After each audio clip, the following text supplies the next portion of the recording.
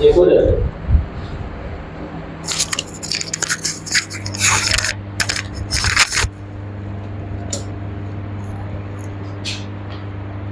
Heading डाल digital some, digit some.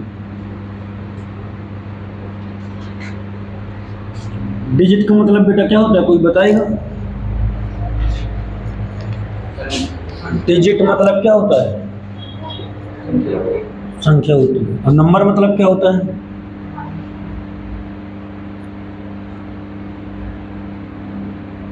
What is the definition of number?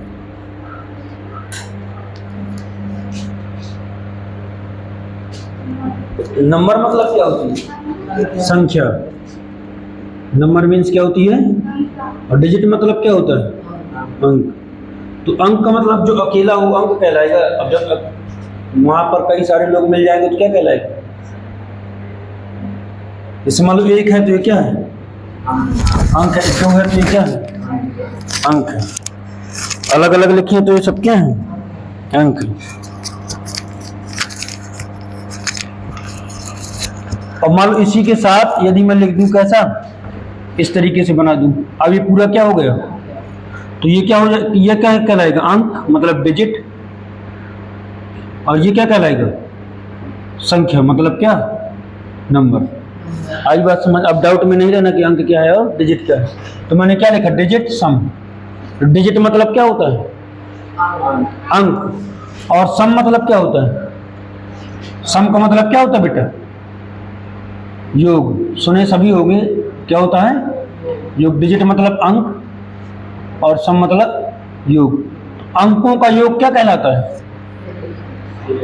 Digit सम कहलाता है। ये जहां पर लगता है तो आसानी से आंसर दे देता है, जब नहीं नहीं लगता तो उसकी कोई आवश्यकता नहीं। बाकी बेसिक से सारी चीजें आएंगी, लेकिन कभी कभार ऐसा मूवमेंट आ जाता है कि आप डायरेक्ट आंसर निकाल सकते हैं बिना कुछ जानकारी की। आई बात समझ में? तो डिजिट सम से आप क्या जाने कि डिजिट का मतलब ऐसा व्यक्ति जिनको जोड़कर आंसर बताया जा सकता हो। क्या करके? तो जैसे मान लो कोई मैं संख्या लिख दूं और उसके अंकों को क्या कर दूं? जोड़ दूं। क्या कर दूं? जोड़ दूं। तो जोड़ने के बाद यदि हमारे पास योग 9 बने, क्या बने? 9। यदि योग हमारे पास 9 बनता है तो उसकी वैल्यू क्या मान ली जाती है? 0। क्या मान लेंगे कि इसका डिजिट सम क्या है? 0 है। तो डिजिट सम अधिकतम कहां तक हो सकता है? अधिकतम 9 तक। या तो 9, यदि 9 आ जाए तो 9 को क्या मान लेते हैं हम लोग? 0। आई बात समझ में? जब 9 को हम 0 मान लेंगे तो डिजिट सम क्या हो जाएगा? 0 हो जाएगा। Is that clear? तो हम ये मानकर चलते हैं डिजिट सम। अब इसमें लिख लो थोड़ी सी परिभाषा डिजिट सम में। लिखो लिखो, एक संख्या के सभी अंकों के योग को एक संख्या के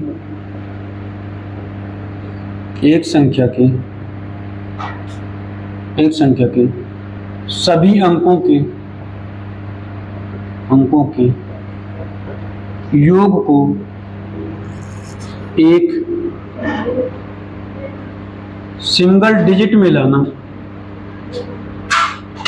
सिंगल डिजिट में लाना, डिजिट सम कहलाता है। क्या कहलाता है बेटा? डिजिट सम कहलाता है। अच्छा कॉन्सेप्ट सीख लो, यदि आंसर आएगा तो तुरंत आंसर। जब कभी बुद्धि काम करना बंद कर दे तो इस्तेमाल इसका कर सकते हैं। आई बात समझ में? तो हो सकता है आंसर आ भी जाए और ना भी आए। तो यदि आंसर आ जाएगा तो तुरंत आंसर आ जाएगा, आपको लॉजिक की कोई आवश्यकता पड़ेगी नहीं। तो मैंने कहा एक संख्या के सभी अंकों के योग को एक सिंगल डिजिट में लाना। सिंगल डिजिट का मतलब 0 से कहां तक? 9 तक। इसके बाद डबल डिजिट आ जाएगा। हमें क्या चाहिए? ओनली और ओनली क्या? कौन सा डिजिट? सिंगल डिजिट चाहिए। तो देखना इधर ध्यान से, मैंने एक संख्या लिख दी 14543 अब मैंने कहा कि इसका ऐसे योग करना है कि सिंगल डिजिट में चली जाए। किस में चली जाए? सिंगल डिजिट में। तो आपने योग किया तो 9 3 12 4 16 5 21 4 25 और 1 टोटल कितना हो गया? 26। अब ये कौन से डिजिट में है बेटा? डबल डिजिट में। हमें कौन से डिजिट में लाना है? सिंगल डिजिट में। फिर इनको जोड़ देंगे तो 4 और 2 वो 6 2 8। अब ये क्या आ गया? Single digit. तो हमारे पास डिजिट सम क्या हो गया? 8। इसका ये डिजिट सम कहे कि इस संख्या का डिजिट सम क्या होगा, तो आप क्या बताएंगे? बोलो 8। बोलो इतनी बड़ी संख्या का यदि डिजिट सम निकालना है तो क्या बताएंगे आप? 8। आई बात समझ? तो कोई भी संख्या दी हो हमारे पास, उसको सिंगल डिजिट में लाना ही क्या कहलाता है? डिजिट सम कहलाता है। क्या कहलाता है? डिजिट सम कहलाता है। एक परिभाषा और लिख लो।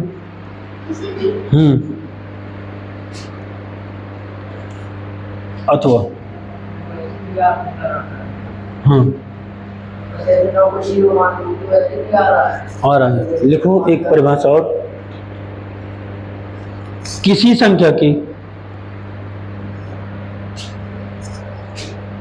अंकों में, या ऐसा लिख लो, उसको छोड़ दो, किसी संख्या को ऐसा लिखो, एक संख्या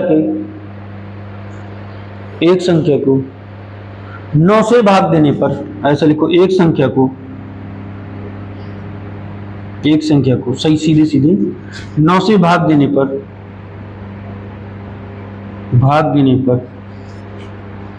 जो शेष बचता है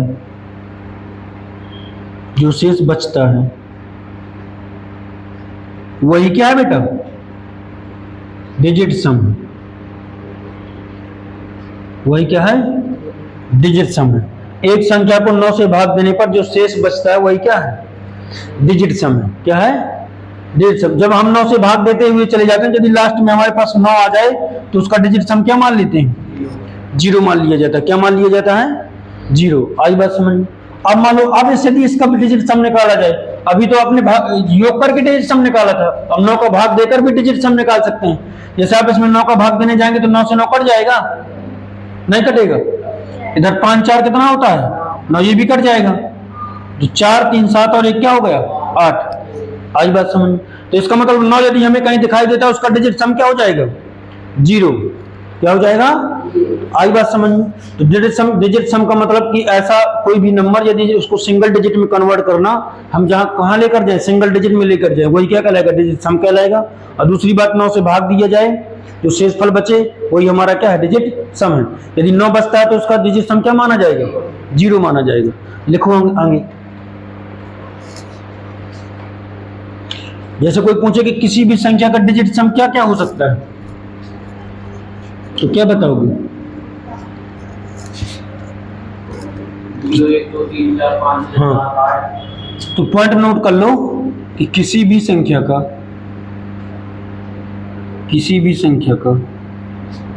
डिजिट सम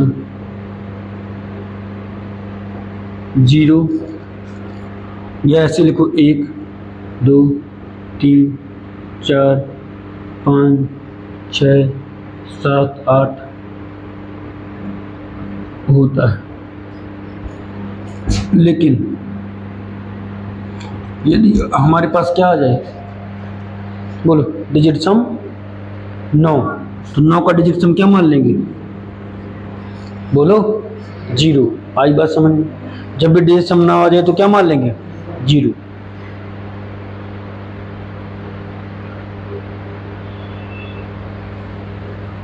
क्या मान लेंगे? 0। अब मान लो कोई संख्या हमारे पास हो, तो उसमें हम चाहे 9 का गुणा करें, चाहे 9 जोड़ें, या 9 का भाग करें, तो उसके डिजिट सम पर कोई प्रभाव पड़ेगा? भाग करने पर प्रभाव पड़ेगा? नहीं पड़ेगा। लेकिन यदि हम जोड़ें या घटाएं तो उस पर कोई प्रभाव नहीं पड़ेगा। जैसे मान लो यहाँ पर मैं 72 लिख दूं, तो 72 का डिजिट सम क्या होगा? 0 होगा। 9 0। अब मान लो इसमें मैंने 9 ऐड कर दिया, तो कितना हो जाएगा? बोलो 36। अभी भी इसका डिजिट सम क्या है? 0। अब यदि मैं इसमें 9 घटा दूं तो हमारे पास क्या प्राप्त हो जाएगा? 27। अभी भी इसका डिजिट सम क्या है?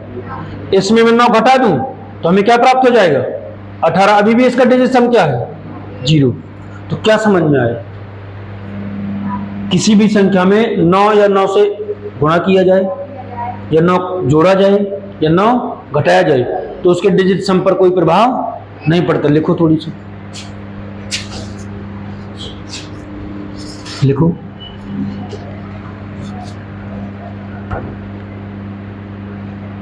किसी भी संख्या में 9 या 9 से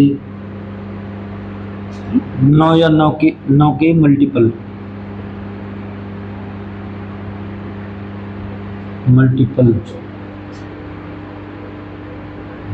किया जाए या जोड़ा जाए तथा घटाया जाए। क्या किया जाए? घटाया जाए। तो डिजिट सम पर क्या नहीं होता बेटा? कोई प्रभाव नहीं पड़ता।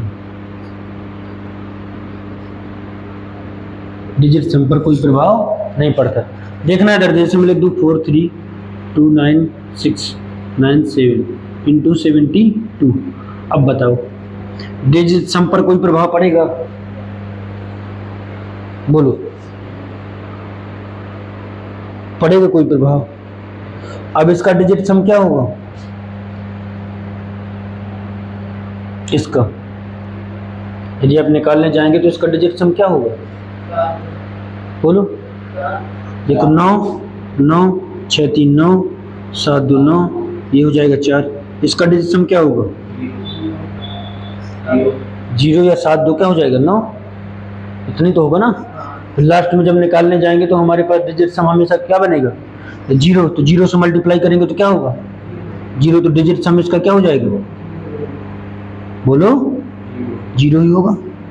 कोई डाउट? बताओ कोई समस्या? तो हम यदि किसी संख्या पर 9 जोड़ा जाए, 9 घटाया जाए, 9 का मल्टीपल किया जाए तो डिजिट सम पर कोई प्रभाव नहीं पड़ेगा। आई बात हम घटा के बता दिया था, जोड़ के बता दिया था। कोई दिक्कत हो तो बताओ, लिखो मतलब।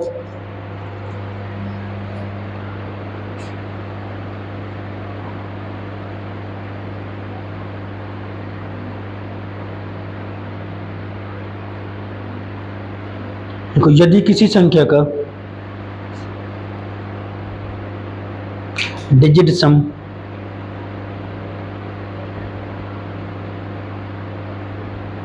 डिजिट सम 9 आया हो, यदि किसी संख्या का डिजिट सम 9 आया हो तो उसका डिजिट सम हमेशा 9 ही रहेगा। उसका डिजिट सम हमेशा 9 ही रहेगा। याद रहेगा कि नहीं? यदि कोई संख्या हो और उसका डिजिट सम क्या आया हो? 9, तो उस पर कुछ भी किया जाए छेड़खानी तो उसका डिजिट सम हमेशा क्या रहेगा? क्योंकि 9 क्या बना देगा? 0। 9 क्या बना देगा? 0। हटा दें।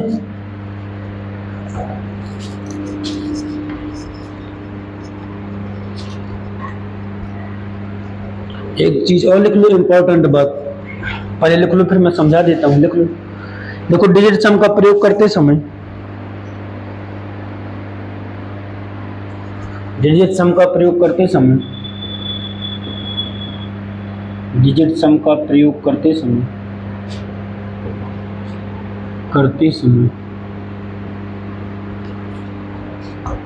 हर का डिजिट सम का प्रयोग करते समय हर का डिजिट सम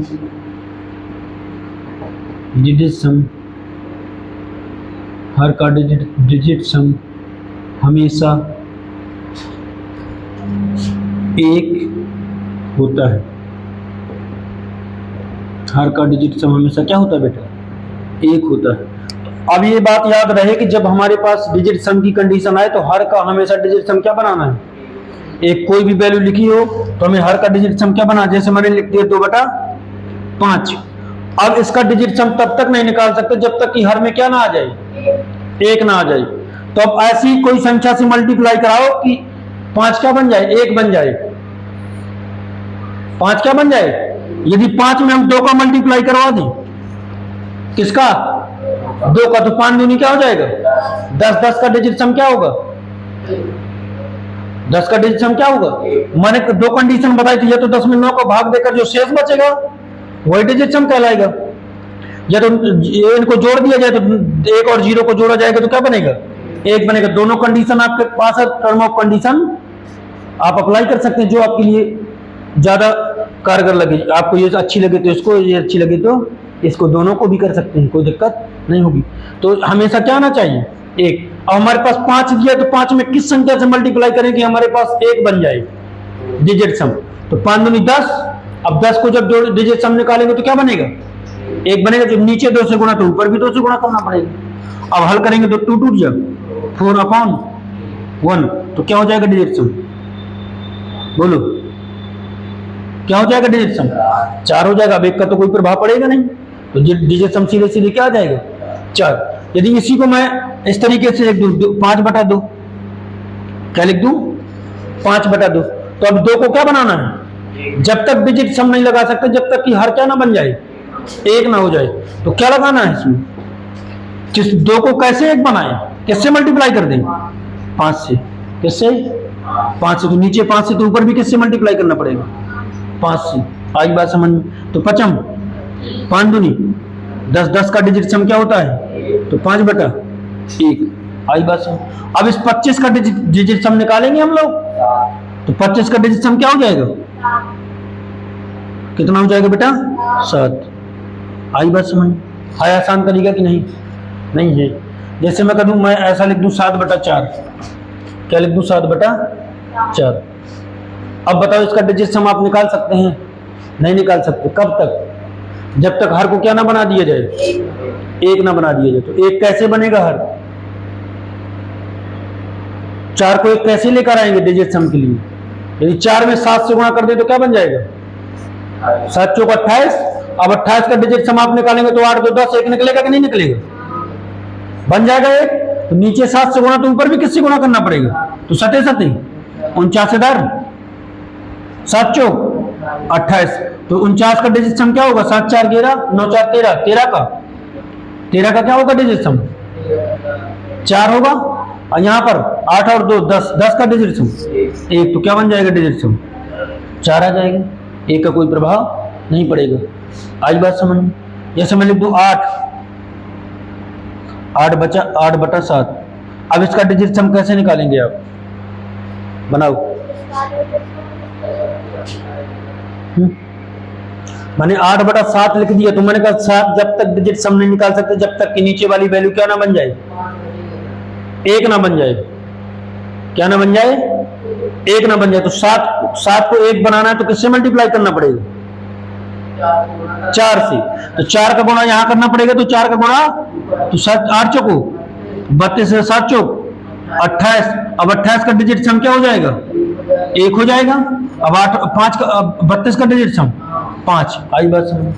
अब आसान हुआ तरीका कि नहीं, नहीं हुआ, बताओ ईमानदारी से। यदि मेरे पास मैं यहाँ पर 1/8 लिख दूं या 7/8 लिख दूं, अब डिजिट सम निकालने जाऊं तो कैसे निकालूंगा, मुझे पहले 8 को क्या बनाना पड़ेगा, तुमको नहीं समझ में आ रहा है क्या,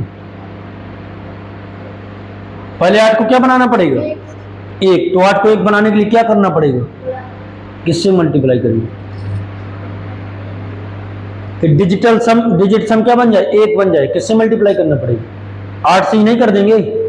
8 8 64 6 4 कितना हो जाएगा, 10 10 का डिजिट सम क्या होता है, 1। तो क्या बनेगी वैल्यू, 8 इधर तो 8, तो 8 7 56 इधर 8 8 64 64 का डिजिट सम क्या होता है, 1 इधर। इसका अब निकाल लेंगे 56/1। अब इसका डिजिट सम आसानी से निकाल सकते हैं, 6 5 11 का क्या होगा, क्या होगा 11 का 1 + 1। जैसे 11 लिखा है तो 11 का क्या होगा 2, डिजिट सम क्या हो जाएगा 2। आई बात समझ में। कोई डाउट तो देख लो इधर ध्यान से, क्या लिखना क्या है। देखो यदि हर में हमारे पास क्या आ जाए, 4 हो, क्या हो 4 हो, या हर में हमारे पास 2 हो, तो किससे मल्टीप्लाई करना पड़ेगा, 5 से। यदि हर में 5 हो तो किससे मल्टीप्लाई करना पड़ेगा, 2 से। यदि हर में 4 हो तो किससे मल्टीप्लाई करना पड़ेगा, 7 से। यदि हर में 7 हो तो किससे मल्टीप्लाई करना पड़ेगा, 4 से। आई बात समझ। यदि हर में 8 हो हमारे पास तो किससे मल्टीप्लाई करना पड़ेगा, 8 से। और 8 से ही, किससे, 8 से। आई बात समझ। अब कुछ लोग ऐसा भी गरीब लोग सोच सकते हैं कि सर 9 से 9 का क्या होगा, तो जब 9 होगा हर में तो जीरो नहीं कर देगा, तो जीरो का मतलब अनंत हो जाएगा, इन्फिनिटी हो जाएगा, कोई टेंशन नहीं रहेगी। आई बात समझ में? तो 9 नीचे होगा तो कहानी अलग निकलेगी, जब तक 8 तक है तो कहानी क्या है, अलग है। आई बात समझ में? अब एक को लेकर यदि आप कहो तो एक यदि होगा हर में, तो एक तो वैसे भी हर में माना जाता है, कुछ हो या ना हो, एक तो सबके हर में लगा रहता है। आई बात समझ में?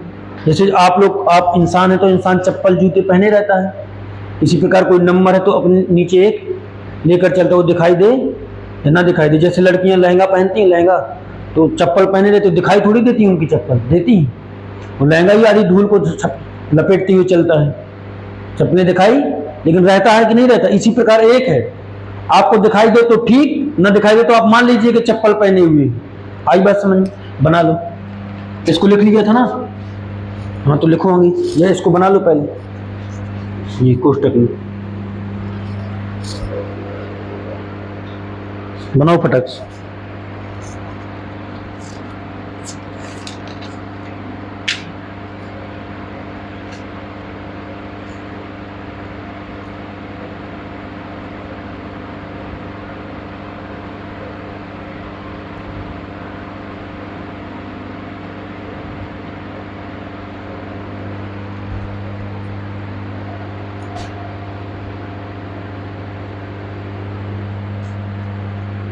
बता देना बच्चों से कि अब क्लास चालू हो गई है, और जो नए बच्चे हो तो उनको भी इंफॉर्मेशन कर देना टीचरों, बाकी कोई दिक्कत नहीं है।